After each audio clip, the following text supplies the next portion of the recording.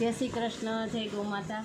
હવે જુઓ, થોડોક આપણે ટાઈમ વધે તો આપણે ગાયો માટે કોઈ ખંજવાળી અને કોઈ સેવા સાકરી જે કાંઈ આપણાથી થાય ને એ 15 મિનિટ અમે એમાં કાઢીએ છીએ। અને માના નથી કહેતા કે તમે હાથ ભાવ સેવા પૂજા કરો ને તોય તમને 33 કોટી દેવતા નથી મળતા। આ સાક્ષાત 33 કોટી દેવતા છે। બને તો આપણે સેવા કરીએ। રાઘવને બંસી તો નાનપણથી અમારે જેમ કહે ને એમ કરે કે ભાઈ બેહી જા તો બેહી જા, આપણે એમ કંઈક તારા ખીલે જા તો એના ખીલે જ જાય। કેમ કે જ્યારથી અવડી હતી ને રાધુને બંસી ત્યારથી એની માં અવડી હતી ને ત્યાંથી પાળેલી છે।